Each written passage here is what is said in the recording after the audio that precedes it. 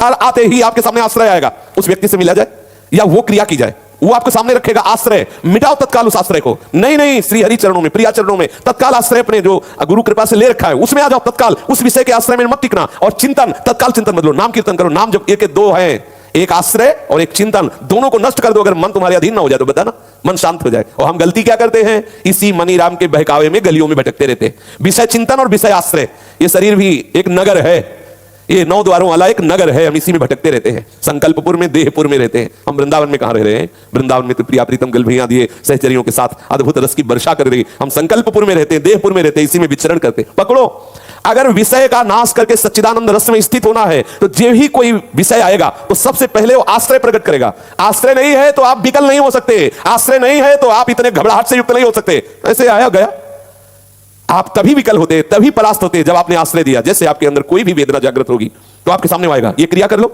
उस व्यक्ति से मिल लो, चलो वहां चलते हैं, बस उसी को काटना है आपको, क्योंकि आप भगवत मार्ग के पथिक हैं, आप परम सच्चिदानंद पद में जाने वाले हैं। इसलिए देखो, बहुत सुंदर सूत्र है, बहुत सुंदर। 2 बातें तत्काल हमको परास्त करती हैं। उस विषय का आश्रय चिंतन, पीछे भोगे हुए या सुने हुए या भोगने की लालसा से संबंध बनाए हुए, उनको मिटाना होगा यदि आप वास्तविक परमार्थ में चलना चाहते हो। जहां आश्रय है, समझ लो, ये व्यक्ति, ये क्रिया, ये वस्तु, तत्काल काट दो, उसे मिलो मत, उस व्यक्ति से संबंध हटा दो, उस क्रिया को कभी मत करो। ऐसा मानो मेरे हाथ टूट गए, बिल्कुल नहीं, बिल्कुल नहीं, आप निर्विकार हो जाएंगे। इतनी शीतलता, इतना आनंद कि आप नाचोगे एकांत में। सच्ची मानिए, एक बार इस मन पर विजय प्राप्त करने की चेष्टा कीजिए। इसके 2 सूत्र हैं, पहला है आश्रय, दूसरा है चिंतन।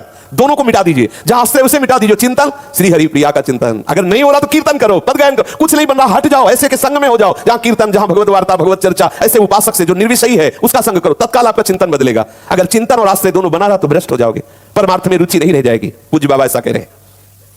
विषय चिंतन करोगे तो फिर वो विषय चिंतन तुम्हें नष्ट कर देगा, कोई ना कोई फिर क्रिया कर बैठोगे, इसलिए सावधान।